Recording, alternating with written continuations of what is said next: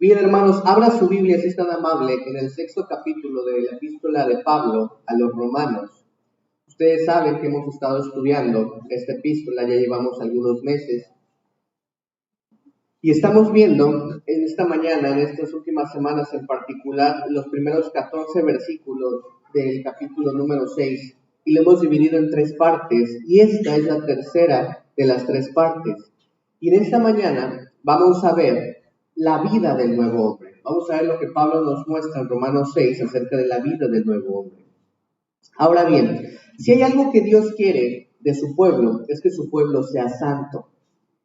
Y creo que he sido muy enfático en esto durante las últimas 2 semanas, pero entiéndase santo como apartado del pecado, ¿sí? Pedro, de hecho, en su primera epístola presentó eso de manera muy clara cuando citó a Dios diciendo, sed santos porque yo soy santo, ¿sí? Eso es básico en la voluntad de Dios y es básico en el entendimiento que nosotros tenemos que tener de la voluntad del Señor. Si alguna vez en tu vida tú te has preguntado cuál es la voluntad de Dios para mí, en lo personal, y ponle tu nombre, Marco, Joseph, Alex, tu nombre, el que sea, es esto, hermano, es muy básico. La voluntad de Dios para nuestras vidas es que seamos santos, porque Él es santo. Y por ahí podemos comenzar. Ahora, observe el versículo 11 en Romanos 6, y vamos a colocar estos textos en nuestra mente. Voy a leer Romanos 6, del capítulo 11, Romanos capítulo 6, del versículo 11 al versículo 14. Si me pueden seguir con sus vistas en su Biblia, dice, así también vosotros, consideraos muertos al pecado, pero vivos para Dios en Cristo Jesús, Señor nuestro. No reine pues el pecado en vuestro cuerpo mortal, de modo que lo obedezcáis en sus concupiscencias, ni tampoco presentéis vuestros miembros al pecado como instrumentos de iniquidad, sino presentaos vosotros mismos a Dios como vivos de entre los muertos, y vuestros miembros a Dios como instrumentos de justicia. Porque el pecado no se enseñoreará de vosotros, pues no estáis bajo la ley, sino bajo la gracia. Hemos sido resucitados, hermanos, de los muertos, ¿sí? Caminamos en vida nueva. Necesitamos deshacernos de aquello que queda de nuestra pasada mortandad. Y creo que esa es la esencia de la verdad en el texto que le acabamos de leer.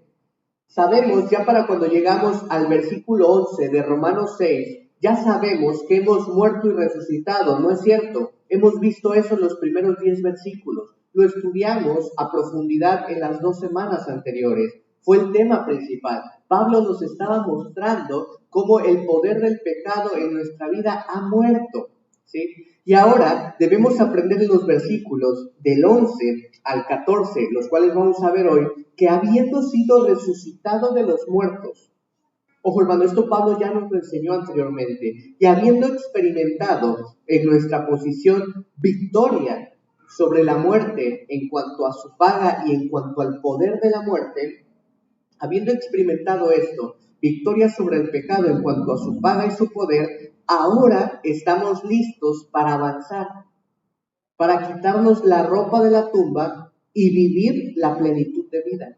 Es lo que Pablo está introduciendo ahora. La pregunta que nos puede surgir es, ¿cómo nos quitamos esa ropa de tumba, esa ropa de mortandad, esa ropa que anteriormente vestíamos cuando estábamos muertos en nuestros delitos y pecados? Y de eso es de lo que queremos hablar, hermano. ¿Cómo es que nos limpiamos? ¿Cómo es que Pedro dijo, nos despojamos? Tú lo puedes ver en tus Biblias, Primera de Pedro, capítulo 2, versículo 1, dice, como nos despojamos de aquello que no debe de estar en nuestras vidas. Vamos a encontrar la respuesta a esa pregunta, es una respuesta muy vívida en este texto de Romanos 6, versículos del 11 al 14. Ahora, recuerda, hermano, simplemente a manera de trasfondo de este pasaje, Pablo nos estaba hablando del tema de la justificación por la fe, ¿sí? Del tema de la salvación, del cómo somos salvos, de cómo somos salvados por medio de la fe. Y él ha explicado cómo uno es justificado, cómo uno es redimido en los capítulos 3 y 4 de Romanos. Él inclusive presenta la seguridad de esa salvación, la seguridad de esa redención, la seguridad de esa justificación en el capítulo 5. Y ahora Él nos va a presentar el efecto de esa redención. Entiéndase, en los primeros capítulos Él nos presentó cómo es que somos salvos, ¿sí? Capítulo 3 y 4. Capítulo 5, Pablo nos muestra la seguridad de esa salvación, cómo es que no podemos ser apartados. Y ahora en el capítulo 6, 7 y 8, Pablo nos va a mostrar el efecto de esa redención, el efecto que se produce en nosotros cuando hemos sido salvados. Y el efecto de la redención, hermano, no es otra cosa que producir santidad en nuestras vidas, que producir un alejamiento del pecado en nuestras vidas. En primer lugar, santidad en nuestra posición ante Dios, ¿sí? Lo que se conoce como la santidad absoluta. Es decir, cuando nosotros creemos en Cristo y nos arrepentimos de nuestros pecados, Dios ahora nos ve como si nosotros hubiéramos vivido la vida de Cristo, es decir, santos, completamente santos. Esa es nuestra postura delante de Dios, no porque lo hayamos hecho, sino porque hemos creído en Cristo. Y después, santidad en nuestra práctica, es decir, en nuestra vida diaria, lo que se podría conocer como una santidad progresiva, ¿sí? Entiéndase que estas dos cosas existen, hermano. La santidad absoluta por la cual cuando nosotros muramos vamos a ir al cielo. Pero mientras estemos en la tierra, vamos a experimentar una santidad progresiva, es decir, un alejamiento progresivamente del pecado mientras estemos aquí. Ahora, dicho en otras palabras, en primer lugar, santidad en nuestro estado y después santidad en nuestra conducta. Y por eso es que soy recalcitrante en el término santidad. Entiéndase ser santo como apartado del pecado, porque esto nos permite tener una mayor comprensión. Santidad en nuestro estado, es decir, nuestro estado, nuestro espíritu, nuestra alma ahora fue apartada del pecado para Dios, por lo cual podemos tener acceso al cielo por medio de Cristo, ¿sí? Pero también necesitamos crecer en nuestra santidad, en nuestra conducta, es decir, en nuestro día a día, el poder ir alejándonos cada vez más del pecado. Ahora, hay 3 palabras claves que son necesarias para entender cómo vencer el pecado. Esas 3 palabras son saber, considerar y presentar. Son 3 palabras que vamos a ir viendo en estos versículos. Todo lo que hemos dicho en las últimas 2 lecciones, en los últimos 2 domingos, va a regresar y va a unirse bajo el primer término, que es saber. Es decir, Pablo, desde que iniciamos la epístola, nos ha mostrado nuestro estado pecaminoso, realmente alejado, nuestra condición. Pablo fue lo primero con lo que comenzó antes de mostrarnos el Evangelio, nuestra condición perdida. Él necesitaba que lo supiéramos. Posteriormente, Él nos muestra cómo es que somos justificados. Él nos muestra cómo es que somos salvados una vez que ya nos ha mostrado la condición perdida en la que estábamos. Una vez que nos muestra cómo hemos sido salvados, Él nos muestra la seguridad de esa salvación.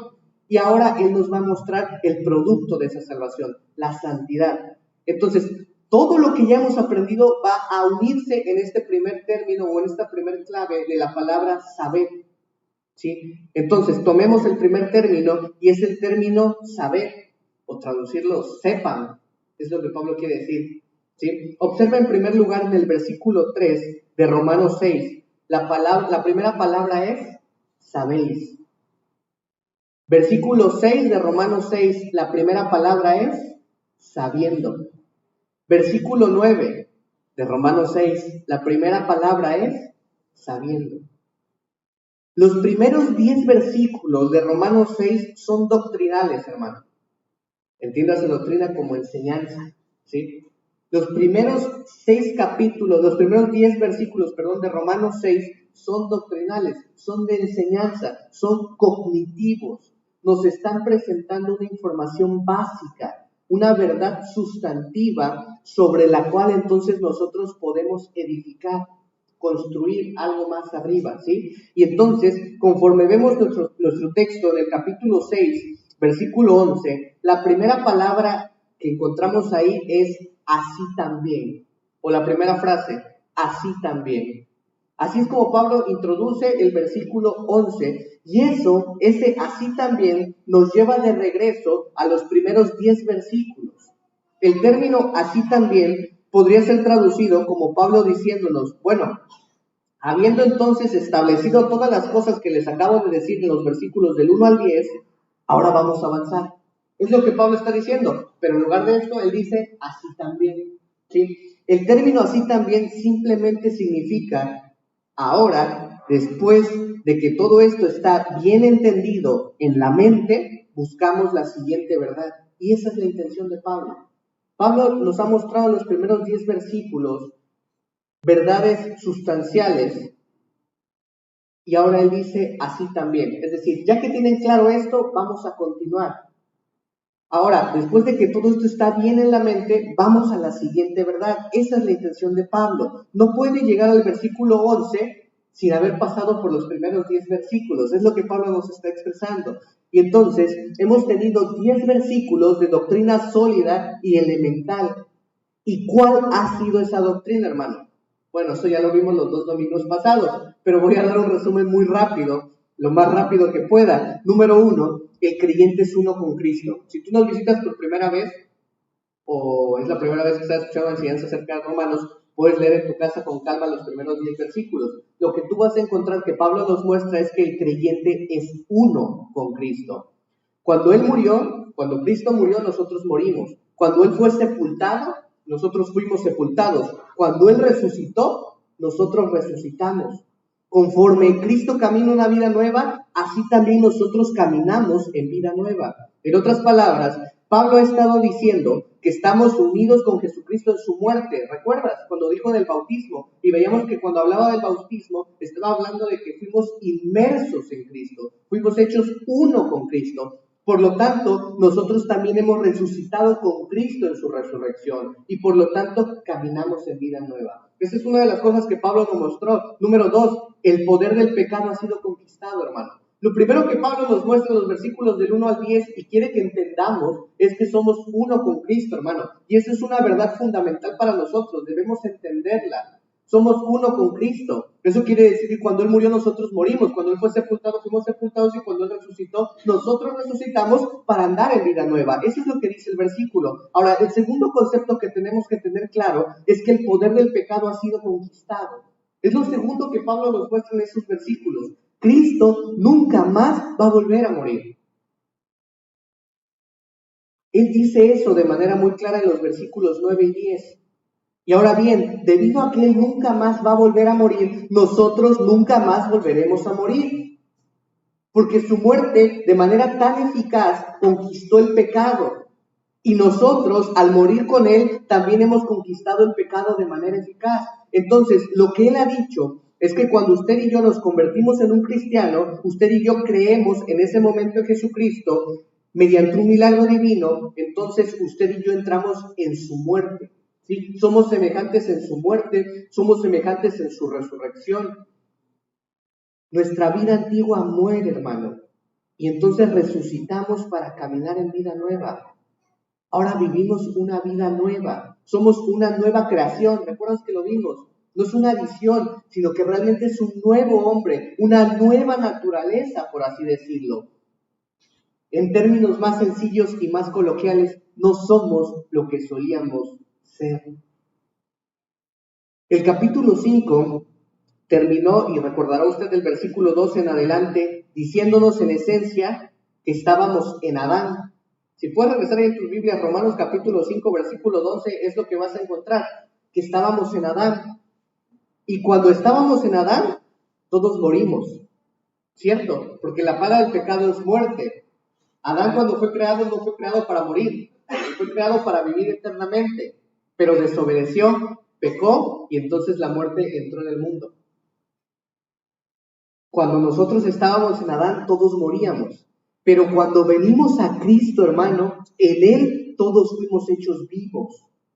Entonces, la raza humana entera puede ser identificada como estar o en Adán o en Cristo. ¿Te das cuenta? Otra vez, para aquellos que han tomado el discipulado, hermano, solo hay dos familias, la familia de Dios o la familia del diablo. No hay un punto intermedio.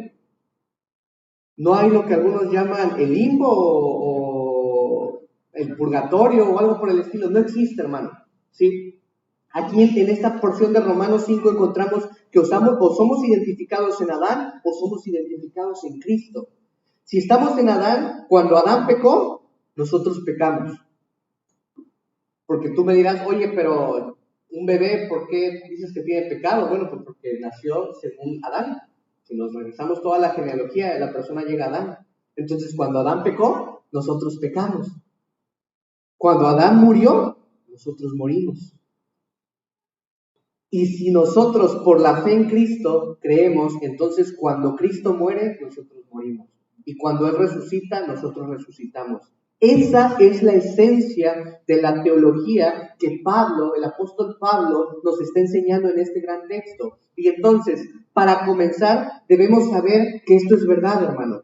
Y hemos estado explicándole eso las últimas 2 lecciones, ¿sí? Si vamos a vivir, creo yo, la plenitud de nuestra vida de Cristo, si realmente vamos a vivir como nuevas criaturas, entonces comienza esta nueva vida con el conocimiento del hecho de que no soy lo que solía ser.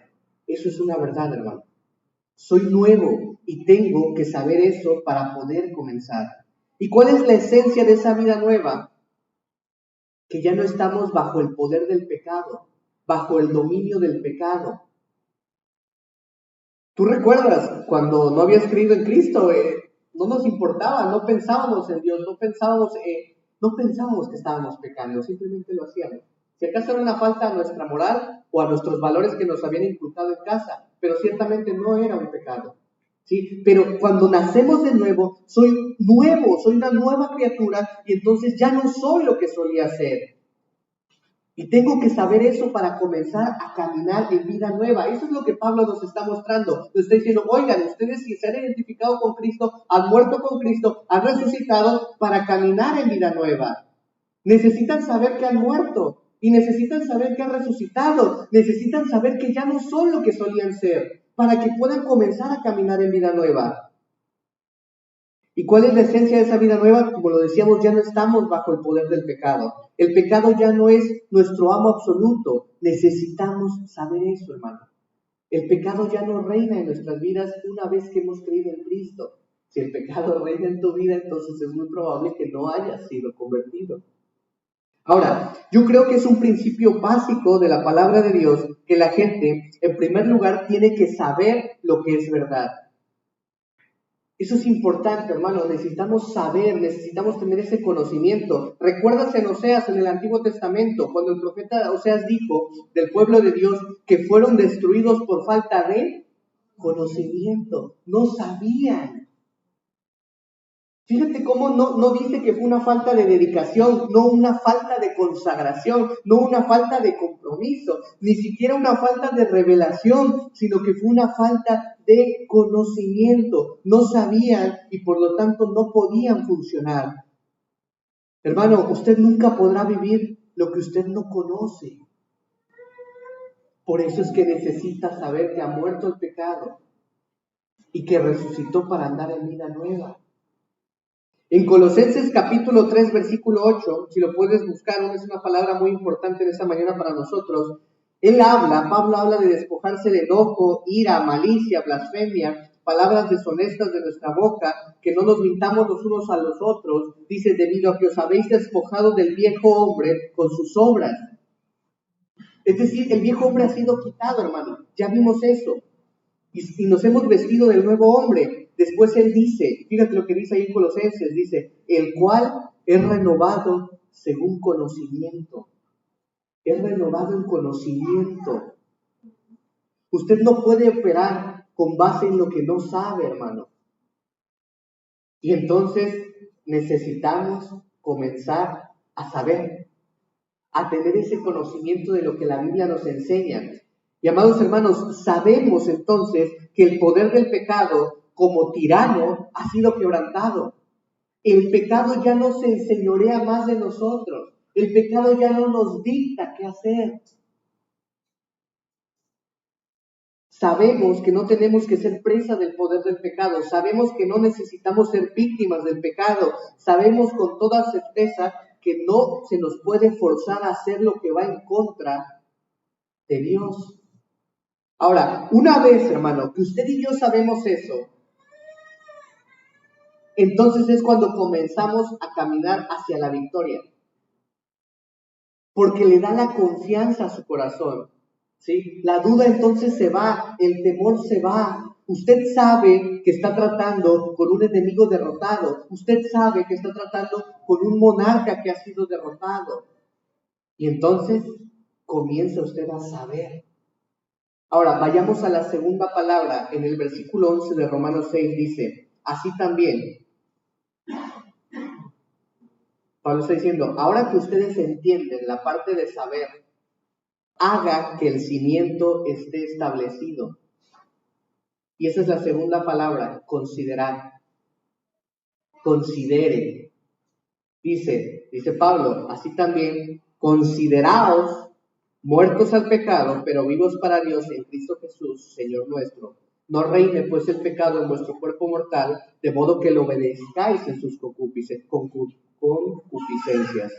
Ahora, el segundo término, hermano, es considerar.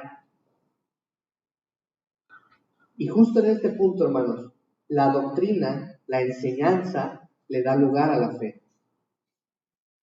La palabra saber, la primera palabra que vimos, tiene que ver con la mente, ¿cierto? Es algo cognitivo, es algo de enseñanza, te lo muestran, te lo enseñan y de repente lo sabes. Tiene que ver con la mente. Pero la palabra considerar tiene que ver con el corazón, hermano. Usted sabe que es así a nivel intelectual, es decir, lo entiende, ¿sí? Ahora cree que es así. Ahora considéralo. Entenderlo es fácil. Tú puedes leer, abrir la Biblia y la entiendes, es práctica, de cierta manera es sencilla, un niño la puede entender, pero no se trata de si la entiendes o no la entiendes, se trata de si la crees. Tú puedes leer el relato de Lázaro, dices, Lázaro resucitó. Yo entiendo que si Jesús dijo, ven y sal fuera, Lázaro salió, esa es la resurrección. ¿Lo crees? ¿Crees que verdaderamente un hombre después de 4 días salió de la tumba sin olor hediondo? ¿Vivo? ¿Caminando? Esa es la distinción, hermano, entre saber y creer. Saber, básicamente, la palabra saber tiene que ver con la mente, pero considerar tiene que ver con el corazón, con la fe. Considera, dice Pablo. Ahora, ¿qué significa consideraos? Es traducida para referirse a calcular en la mente o razonar en la mente o afirmar en la mente que algo es de una manera y así es como es usada en este punto. Es decir, una convicción. ¿Ya lo crees? ¿Ya lo sabes? Ahora considéralo. Ahora vuelve una convicción dentro de ti. Créelo. Ten fe de eso. Podemos traducir simplemente la palabra considerar como afirmas. ¿Tú sabes lo que es una convicción? Una convicción es una idea fuertemente arraigada en tu mente y en tu corazón. Eso es una convicción, idea fuertemente arraigada en tu mente y en tu corazón. Es lo que Pablo nos está diciendo aquí. Considéralo, afírmalo como verdad, créelo. Cree que es verdad. Usted lo sabe porque la información dice que es así. Ahora créalo con una creencia de corazón. Llegue a esa confianza firme en la Escritura. Ahora, en este punto, alguien podría decir, bueno, hermano Luis, ¿sabes una cosa? Esto es difícil. ¿Sí? Alguien podría decir, es que es difícil para mí creer que yo soy una persona que ya no posee una naturaleza de pecado. Me cuesta trabajo creer que ya no soy una persona que es víctima del viejo hombre. Es difícil para mí creer que yo he muerto. Es difícil para mí creer que no obstante yo sigo vivo por medio de Cristo. Es difícil para mí creer que yo poseo la naturaleza divina de Cristo. Es difícil para mí creer que estoy dentro de mí, que ahora dentro de mí está implantada una simiente incorruptible. Es difícil para mí creer que soy una nueva criatura y que todas las cosas son hechas nuevas. Es difícil para mí creer que la vida de Dios vive en mi alma. Es difícil para mí creer que Jesucristo vive en mí. Tú me podrías decir, es difícil para mí aceptar eso. ¿Y sabes qué, hermano? Entiendo. Y de hecho le voy a decir por qué es difícil. ¿Saben por qué es difícil? Vamos a ver 4 razones muy rápidas de por qué es difícil creer todo esto, hermano. La primera razón es porque quizá nunca antes se nos ha enseñado esto. O tú habías escuchado que has muerto al pecado y que el pecado ya no reina en ti, que el pecado ya no tiene poder en ti, que ahora eres una nueva criatura. Creo que es difícil para muchas personas porque nadie jamás les ha dicho eso. Digo, simplemente creen que van a ser víctimas del pecado toda su vida. No es cierto, a veces eso es lo que se nos enseña. Hay muchas personas que creen que cuando somos salvados, Dios nos salva en el final de nuestras vidas. Es decir, La única diferencia entre un salvo y un no salvo es que el salvo cuando muera va a ir al cielo y el que no ha sido salvado va a ir al infierno.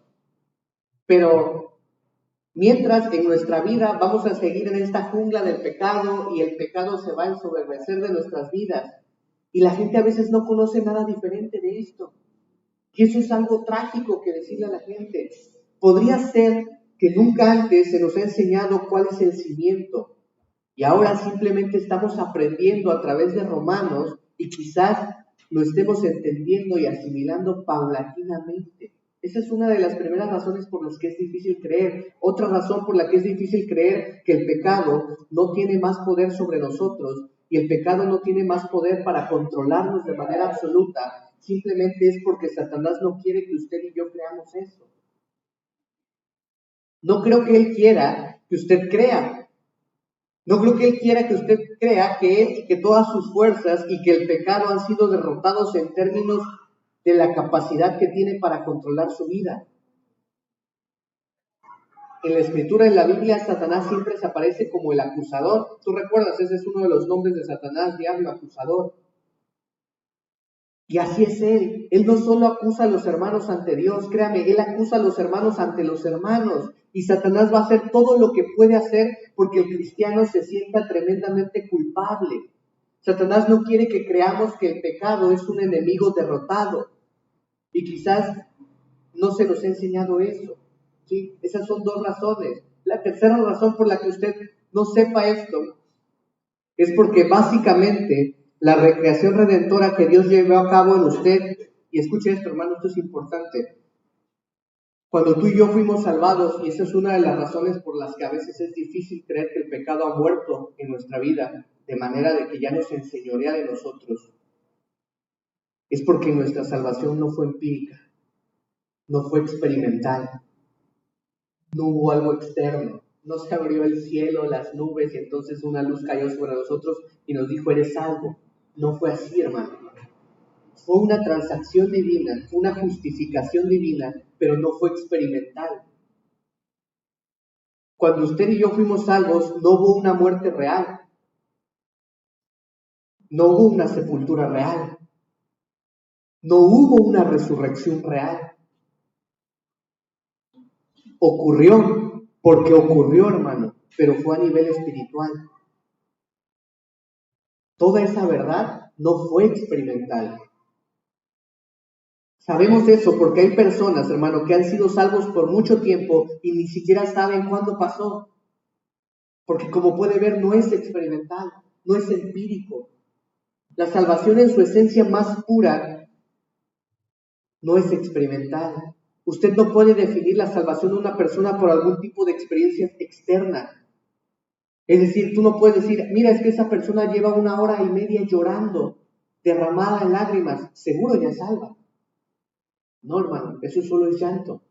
Tú puedes ver a una persona completamente ecuánime, recibiendo el evangelio, y tú dices, esa persona ni se inmutó, no ha sido salva. No, hermano, no es experimental. Sucede, la salvación sucede, pero no es experimental. Es espiritual.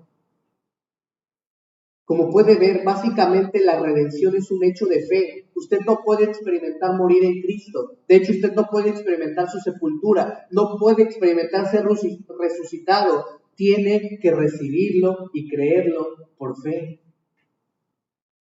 Dios no nos da esta visión del pecado como habiendo sido derrotado. Tú no ves al pecado ahí tirado, noqueado en la lona, en el piso. No tenemos eso. Y entonces eso lo hace difícil de creer.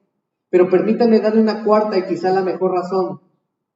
Es difícil para nosotros reconocer que hemos tenido la victoria sobre el pecado. Como dije, número 1, porque quizás nunca se nos ha enseñado eso. Número 2, porque el enemigo no quiere que creamos eso. Número 3, porque no fue empírico nuestra salvación, no fue experimental. Y número 4, y quizás la mejor razón, porque la furia del conflicto con el pecado que experimentamos día a día nos hace preguntarnos cómo puede ser eso verdad.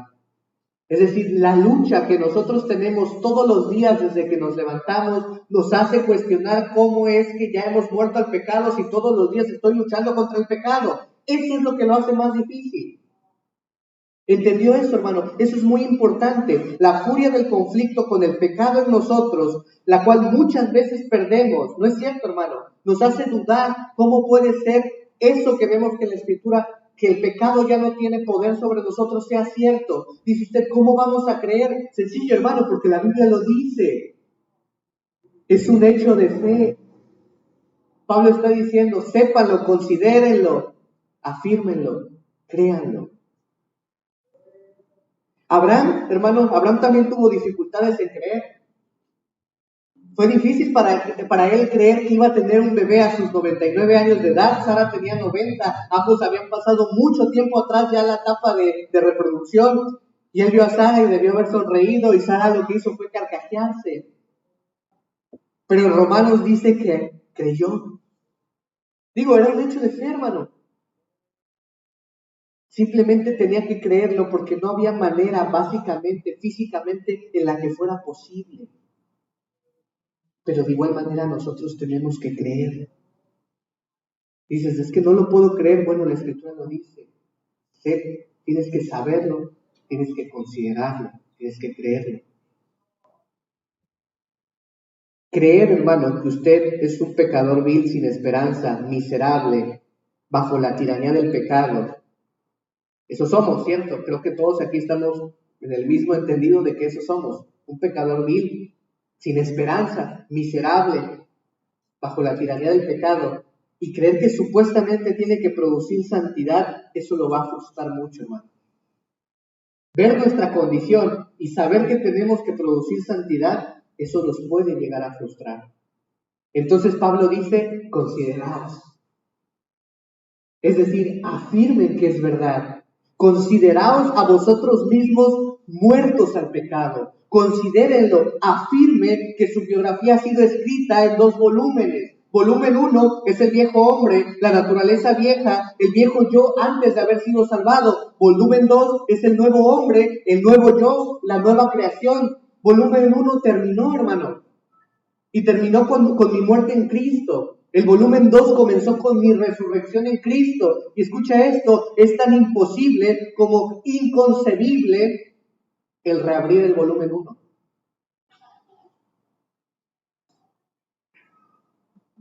Entonces, la doctrina de la salvación por la gracia no me lleva al pecado.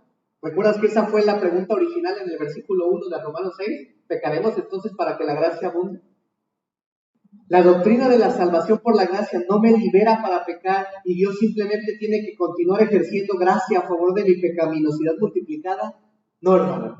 ¿Ves el repudio con el que Pablo dice, no, definitivamente no? No hay forma. Porque cuando fui salvo, el pecado, como un señor, como un tirano, fue cancelado. Y yo debo creer eso. Yo estoy en Cristo y su santidad es mía, y el pecado ya no tiene dominio sobre mí. Debo creer eso, hermano. Ahora, lo que eso significa es que yo, y esto es en teoría, yo realmente nunca tengo que pecar, ¿verdad? Nunca soy un pecador forzado, es decir, una víctima de algún estado miserable, como el que sí me encontraba antes, inherente en mí, que no ha sido conquistado. ¿Por qué, hermano? Porque el pecado ya no tiene dominio. Estoy en Cristo y Cristo está en mí. Ese es un pensamiento maravilloso. Hemos sido bendecidos, dice Romanos, con toda bendición espiritual en los lugares celestiales. Recuerda Romanos 1. Él está produciendo en nosotros su buena voluntad. El que comenzó en nosotros la buena obra, la va a perfeccionar hasta el día de Cristo. Dios nos ha creado nuevos y necesitamos considerar, afirmar, creer eso. Ahora, ¿qué significa cuando usted hace eso? ¿Qué significa cuando usted afirma que realmente está muerto al pecado y vivo para Dios a través de Jesucristo? ¿Qué es lo que realmente significa esto? Permítale darle algunas implicaciones prácticas de lo que significa esto. En primer lugar, si podemos afirmar esta verdad en nuestros corazones, sabemos entonces que tenemos confianza en la tentación. Y aquí es donde ya se vuelve práctico este conocimiento. Es por eso que Pablo dice, deben saberlo, después deben considerarlo, deben creerlo, porque eso nos va a ayudar en nuestra vida diaria. En primer lugar, si nosotros podemos creer que el pecado ya no reina en nuestras vidas, en nuestros corazones, entonces sabemos que tenemos confianza en la tentación. Podemos tener confianza en la tentación. Digo, podría ser resumido en las palabras mismas del apóstol Pablo, cuando él dice, y tú lo recuerdas, no nos ha sobrevenido ninguna tentación que no sea humana. Y fiel es Dios que no os dejará ser tentado más de lo que podéis resistir, sino que juntamente con la tentación dará, ¿qué, hermano? La salida. Nunca habrá una tentación que usted no pueda, en el poder de Dios, enfrentar con victoria. Nunca, porque el pecado ya no es su jefe, su Señor. Entonces, saber eso y afirmar eso significa que podemos tener la confianza en la tentación, y eso es algo maravilloso que saber. En segundo lugar, y esto puede oírse un poquito extraño, pero inclusive puede tener confianza cuando peca. Podría preguntarse, ¿qué quiero decir con eso? Bueno, puede tener confianza de que cuando usted peque, no va a perder su salvación. El pecado puede levantar su cabeza horrenda y causar que usted lo obedezca, aunque usted no tiene que obedecerlo, pero lo que no puede hacer es alejarlo de manera permanente de Dios. El pecado ya no puede hacer eso. Nunca tendrá que volver a pagar la pena. Eso es lo que significa cuando dicen los versículos 9 y 10 que cuando Cristo murió, Él murió una vez. Romanos 6, 9 y 10, cuando Cristo murió, Él murió una vez. Y Él nunca volverá a morir otra vez, hermano, porque la muerte, esa única muerte, proveyó esa única paga total y absoluta y rompió el poder del pecado. De tal manera que aun cuando pequemos, cuando caigamos y fracasemos, podemos tener confianza de que no hemos perdido nuestra redención. Y ese es un gran pensamiento, es una gran verdad. Entonces, cuando usted puede considerarse a sí mismo como estando realmente muerto al pecado, entonces tiene confianza en la tentación, inclusive tiene confianza en el pecado, y yo diría en tercer lugar, el saber que la tiranía del pecado es quebrantada significa que usted tiene confianza en la muerte. ¿Recuerdas lo que dijo nuestro Señor Jesucristo? Dijo, el que cree en mí, aunque esté muerto, ¿el qué, hermano? Vivirá. Y el que vive y cree en mí, nunca morirá. Quiero tener esa confianza en la tentación, que no es más esa tentación de lo que puedo soportar. Quiero tener confianza inclusive en mi pecado, de que no me saca de la mano de Dios, de que tengo que ir y arrepentirme y ponerme a cuentas delante de Dios, pero que no pierdo mi salvación. Y quiero tener confianza al enfrentarme a la muerte, de que la muerte no me va a vencer. Y usted puede tener esa confianza cuando usted sabe que esto es verdad y usted lo afirma en su corazón, usted lo considera. Y cuando usted es liberado de temer la tentación, y usted es liberado inclusive de temer un desastre definitivo de sus fracasos y sus pecados, y si usted es liberado del temor a la muerte, en ese punto, hermano, cuando usted ya no tiene la zozobra de que el pecado gobierna su vida, ya no tiene la zozobra de que si pecó, Dios lo rechaza o pierde su salvación, cuando usted no tiene miedo a morir, en ese punto usted puede empezar a disfrutar la plenitud de la bendición de su caminar con Dios. Y eso es lo que viene cuando usted y yo aprendemos a afirmar o considerar que estas cosas son verdad. Ahora, tercera palabra. Recuerdan, saber, considerar, y ahora llegamos a la tercera palabra, y esto está al principio del versículo 13. ¿Cuál es esa palabra? Presentéis.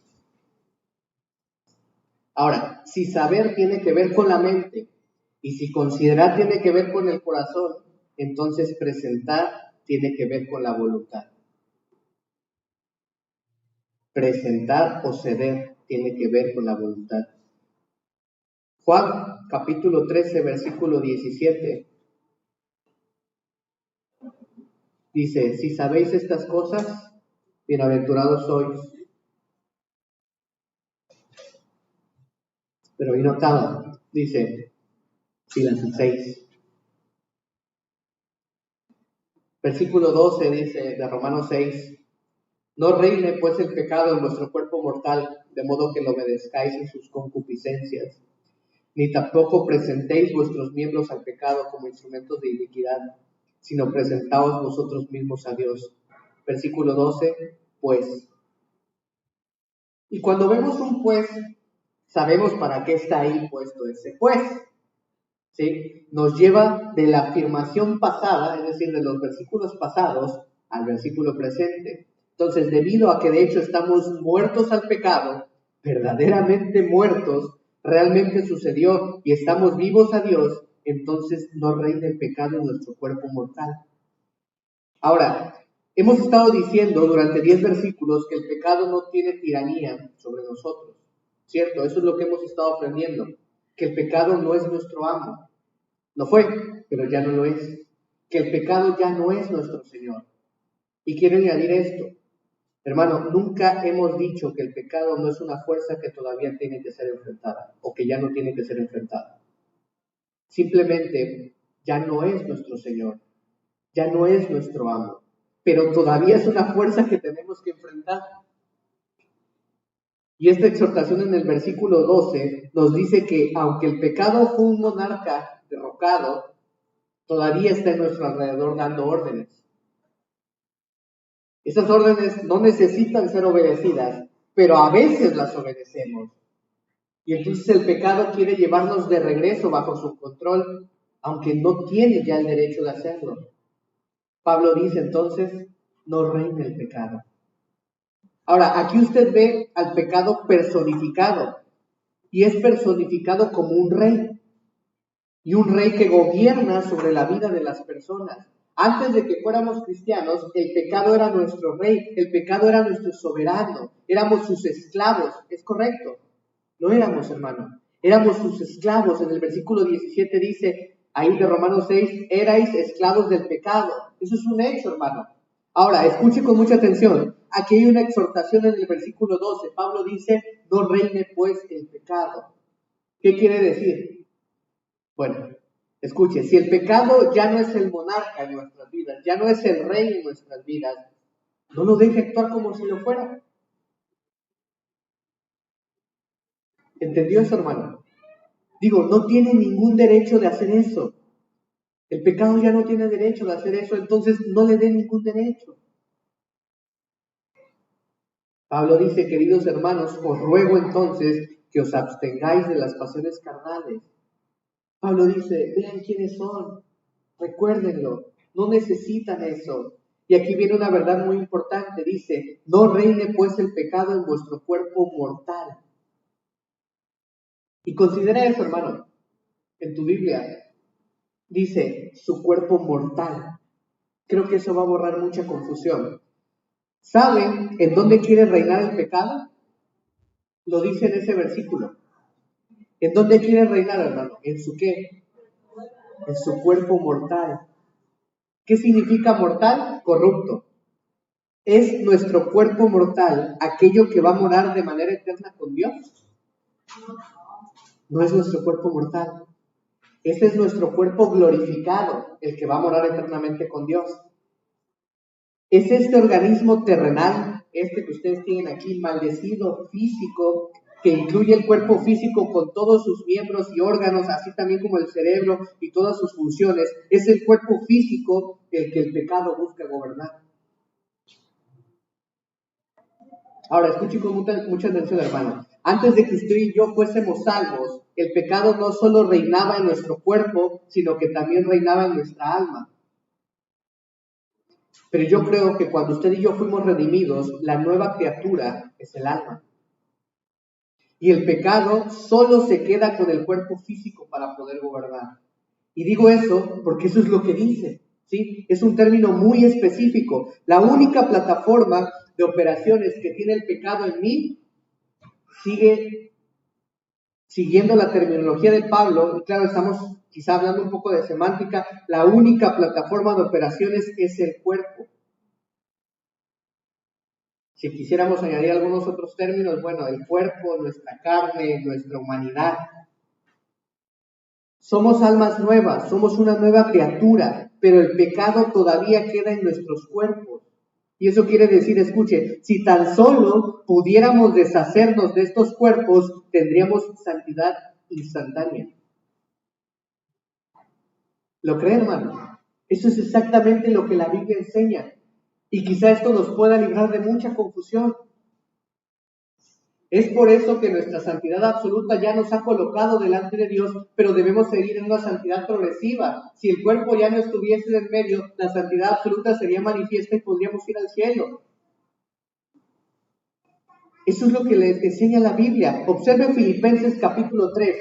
Y quiero que vea la coherencia del apóstol Pablo al enseñar este principio. Filipenses capítulo 3, versículo 20. Dice, porque nuestra ciudadanía está en los cielos. Ahora, ese es el alma. Nuestra alma es una ciudadana celeste, somos nuevas criaturas, somos participantes de la naturaleza divina, somos morados por el Espíritu de Dios viviente. Nuestra ciudadanía está en los cielos, de donde también esperamos al Salvador, a nuestro Señor Jesucristo. Y cuando Él venga, ¿qué es lo que va a hacer, hermano? Pregunto, ¿cuando Cristo venga va a cambiar nuestra alma?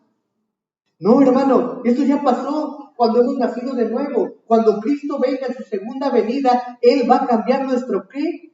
Cuerpo, el cuerpo de la humillación nuestra para que sea semejante al cuerpo de la gloria suya. Eso es precisamente lo que estamos esperando en la segunda venida. Simplemente otro pasaje para ayudarnos en este pensamiento, si lo puedes buscar en tus Biblias, es de suma importancia. Primera a los Corintios capítulo 15, versículo 50, es una afirmación muy importante. Pablo dice, pero esto digo, hermanos. Aquí vamos, hermanos. ¿Estás listo para escuchar esto? Primera a los Corintios capítulo 15, versículo 50. Pero esto digo, hermanos, que la carne y la sangre no pueden heredar el reino de Dios. Pablo dice, ¿quieres saber algo? No pueden entrar al cielo en eso. Y eso es una realidad para nosotros, hermanos. No podemos entrar al cielo en esto que tenemos, en ese cuerpo. Ahora usted ve su cuerpo y piensa quizá que es maravilloso y relativamente hablando podría estar mucho mejor que el de alguien más. Pero no puede entrar en el cielo con él. ¿Por qué? Al final del versículo 50 dice, porque ni la corrupción hereda la incorrupción. Ahora, ¿qué vamos a hacer con eso? Digo, ¿cómo vamos a entrar? Le voy a decir cómo. Pablo diría, nos va a mostrar un misterio. Fíjate lo que sigue diciendo. No todos dormiremos, pero todos seremos transformados en un momento, en un abrir y cerrar de ojos, al final de la trompeta, porque se tocará la trompeta y los muertos serán resucitados incorruptibles. Y nosotros seremos transformados, porque es necesario que esto corruptible, este cuerpo, se vista de incorrupción. Y esto mortal se vista de inmortalidad. Y cuando esto corruptible se haya vestido de incorrupción y esto mortal se haya vestido de inmortalidad, entonces se cumplirá la palabra que está escrita, su vida es la muerte en victoria. Y demás, continúa el versículo. Ahora, ¿entiende usted lo que está pasando, hermano? Es el cuerpo el que será transformado, no el alma. Tú fuiste una nueva criatura, un nuevo yo, cuando hemos nacido de nuevo. Pero el cuerpo sigue, y es el cuerpo el que necesita ser transformado. Vamos a regresar a Romanos 6, permítame mostrarle algo, y gracias por la paciencia, ya estamos, más o menos por terminar. Observen lo que Pablo no dice. Escuchen Romanos 6 lo que Pablo no dice. Él no dice, no dejen, por lo tanto, que el pecado reine en su alma. Él no dice eso. Él no dice, no dejen que el pecado, por lo tanto, reine en su espíritu. Él no dice eso. No deje que el pecado reine en usted. Él no dice eso. Él dice, no lo deje reinar ¿en dónde? En su cuerpo mortal. Ese es el único lugar en el que el pecado puede operar. ¿Por qué? Porque el verdadero usted, el verdadero yo, es santo ahora. Y esa es la razón por la que tiene usted esa lucha. Romanos capítulo 7, versículo 15, ahí adelante dice Pablo, porque lo que hago no lo entiendo. No me entiendo a mí, dice él, pues no hago lo que quiero, sino lo que aborrezco, eso hago. Y si lo que no quiero, esto hago, apruebo que la ley es buena. En otras palabras, Pablo está diciendo, aquí estoy haciendo las cosas que no quiero hacer. En otras palabras, y entonces él dice, versículo 17, de manera que ya no soy yo quien hace aquello. ¿Qué afirmación es esa, hermano? ¿Quién es? ¿Qué quieres decir, Pablo? ¿Que no eres tú quien lo hace? Él dice, no soy yo. ¿Qué yo? Pablo dice, yo estoy crucificado con Cristo, mas no yo, mas Cristo vive en mí. Y esa nueva alma incorruptible, preparada, eternamente santa, que Dios hizo, no es lo que está haciendo, sino el pecado que mora en mí. Ahora, la pregunta que podremos plantearle a Pablo en esta porción de versículos es, ¿en dónde mora Pablo? Versículo 20 dice, y si hago lo que no quiero, ya no lo hago yo, sino el pecado que mora en mí. Y podríamos decir, ya sé que dijiste eso, Pablo, pero ¿dónde está en ti? Veamos el versículo 22, dice, porque según el hombre interior me deleito en la ley de Dios. Digo, el verdadero yo, el nuevo yo, la nueva criatura, se deleita en Dios, pero veo otra ley, escuche esto, ¿mis qué? Mis miembros. ¿Sabes qué es lo que esa palabra significa? Partes corporales, partes del cuerpo, mis miembros, que se rebelan contra la ley de mi mente. Versículo 25, después de la primera afirmación, dice, así que yo mismo con la mente sirvo a la ley de Dios, mas con la carne a la ley del pecado. Y espero que podamos entender el significado del apóstol Pablo. Quiero llevarlo al versículo 24 de Romanos 7, y esto nos va a dar una conclusión fuerte. Pablo dice en Romanos 7, versículo 24, miserable de mí, ¿quién me librará? ¿De qué, hermano? Este cuerpo de muerte. Simplemente Pablo dice, sácame de este cuerpo, me está matando. ¿No es esto maravilloso, hermano? Como puede ver, debido a que usted es una nueva criatura y todo lo que tiene que hacer es salir de este cuerpo, va a conocer la libertad gloriosa del Hijo de Dios. Regresemos a Romanos 6. La lucha entonces viene en el punto de nuestro cuerpo, deseos corporales y demás. Las concupiscencias es un deseo fuerte y indomable, es lo que quiere decir concupiscencia. Y esa es la razón por la que dice en Romanos 12, así que hermanos, os ruego por las misericordias de Dios que presentéis vuestros, ¿qué? Cuerpos. Como puede ver, ese es el punto, hermano. Esa es la razón por la que primera de los Corintios, capítulo 9, versículo 27, ahí Pablo dice, y si lo puedes leer está excelente, primera de los Corintios 9, 27, Pablo dice, golpeo mi ¿qué? Mi cuerpo. Lo pongo en servidumbre. ¿A qué? A su cuerpo. Porque es el cuerpo lo que es el problema. Ahora, esos son los términos de Pablo para la lucha. Regresemos a Romanos 6, como dije, el versículo 12. Él dice, Romanos 6, 12, no reine pues el pecado en vuestro cuerpo mortal, de modo que lo obedezcáis en sus concupiscencias. El cuerpo tiene concupiscencias, el cuerpo tiene deseos desordenados. Los deseos del cuerpo claman por ser satisfechos. Tú lo puedes experimentar, hermano. Todo. Los deseos del cuerpo claman por ser satisfechos y demandan obediencia. Y recuerden, es el cuerpo de donde viene. Y su cerebro y sus procesos cognitivos, sus procesos de pensamiento son parte de ese cuerpo. Ahora, ¿qué es lo que esto nos dice?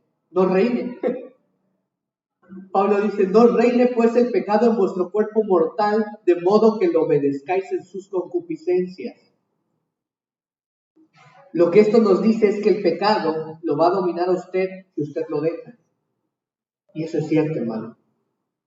Digo, si usted consiente el cuerpo y lo alimenta, y alimenta el cuerpo, y usted entretiene el cuerpo y expone el cuerpo a la tentación, va a tener un problema, va a caer.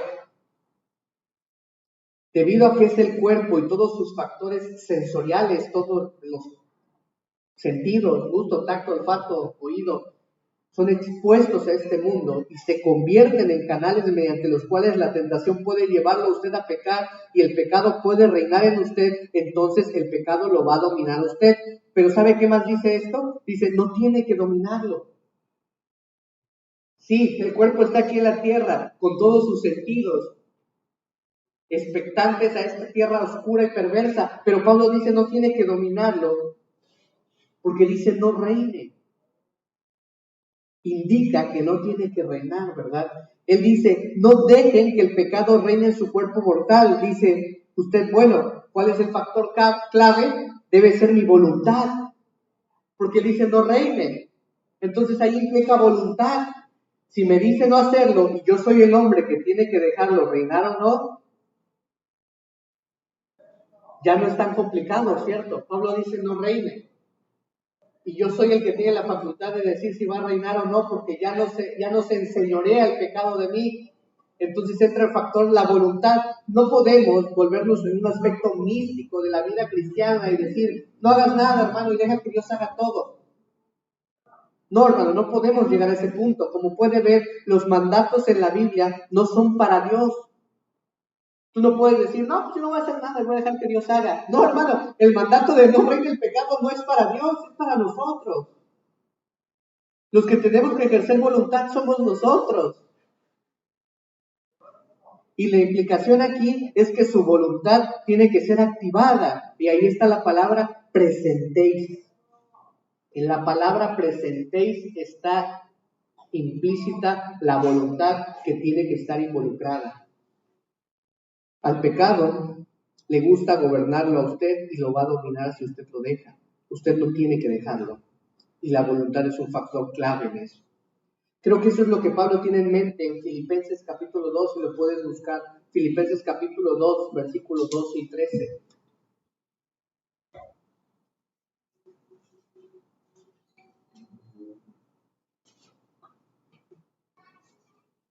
Filipenses 2, versículos 12 y 13 dice, necesitan ocuparse de su salvación con temor y temblor. Es Dios quien produce en ustedes así el querer como el hacer por su buena voluntad.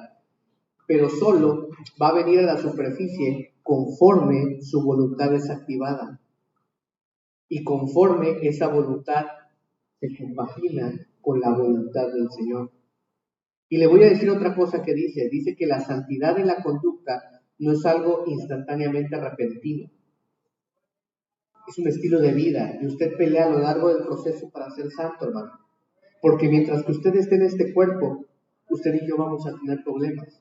Vamos a estar propensos a pecar. Pero recuerda, hermano, el pecado ya no se enseñorea más de nosotros. Y era lo que veíamos la semana pasada. Por eso es absurdo pecar.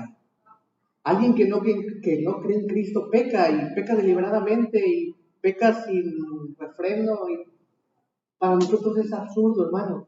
El pecado ya no reina en nosotros. Y eso es algo que necesitamos saber, considerar y poner en práctica. La santificación es un proceso y esa es la razón por la que no conocemos la plenitud de la santificación hasta que lleguemos a estar con Dios. Entonces, su voluntad se encuentra implícita en el versículo 12. Su voluntad realmente y de manera estricta es el punto en el versículo 13. Entonces él dice, ni tampoco presentéis vuestros miembros, es decir, sus partes corporales, sus facultades, sus órganos, las inclinaciones de la humanidad encerradas en nuestro cuerpo, inclusive nuestro pensamiento, nuestra razón, nuestra imaginación, todo lo que está en nuestra humanidad, todo lo que está en nuestra carne, lo físico, lo terrenal, lo corruptible, la parte mortal de nosotros no debe de ser presentada como un instrumento. Todo lo que encierra nuestro cuerpo no debe de ser presentado como un instrumento. Esa palabra, instrumento, es utilizada en el Nuevo Testamento y deriva de la palabra hopla. Bueno, no sé si esté bien pronunciada, ¿verdad? Pero así se escribe, hopla. Y es traducida a arma. Un arma. Siempre es traducida como arma. Y arma probablemente es la mejor traducción aquí. Pablo, de manera coherente, la usa para eso. El pecado, hermano, vimos que es personificado, es visto como un rey. Él es un rey que demanda nuestros cuerpos para que sean armas para promover el pecado. El pecado, Satanás, usa nuestros cuerpos como armas para ganar dominio sobre el mundo. El cuerpo se convierte en el arma para que promueva la injusticia. Entonces, él dice, no dejen que Satanás sea un rey que recolecta armas para traer injusticia por todo el mundo. Pablo nos está diciendo, no dejen que sean utilizados como una de las armas de Satanás. Entonces, no presente sus partes corporales, su cuerpo, como armas de injusticia para la propagación del pecado. Es lo que Pablo nos está diciendo. Ahora, no hay nada de malo con nuestro cuerpo, hermano. Eso hay que enfatizarlo. No hay nada de malo con nuestras partes corporales. De hecho, Dios, cuando terminó la creación, Él vio lo que había hecho y dijo que era buena. ¿Sí? Y puede usar sus manos, y puede usar usted sus pies, y toda parte de su cuerpo para la gloria de Dios. ¿Cierto? Romanos 12:1, que dice: así que, hermanos, os ruego por el sacrificio que presentéis vuestros cuerpos en sacrificio vivo. La siguiente palabra que dice es santo y agradable o aceptable a Dios. Hermano, su cuerpo es aceptable para Dios. Y eso es cierto. Su cuerpo es neutral en ese sentido. Usted lo puede usar como instrumento para pecar o lo puede usar como un instrumento de justicia. Ahí es donde va nuestra voluntad. El cuerpo en este punto es neutral. Y usted decide lo que va a hacer con el cuerpo. Lo positivo entonces en el versículo 13 de Romanos 6 dice: sino presentaos vosotros mismos a Dios como vivos de entre los muertos. Y amados hermanos, ahí está siempre la sustancia o el cimiento, y esa frase, como vivos de entre los muertos. Esto nos lleva de regreso al capítulo y nos lleva de regreso a la palabra saber.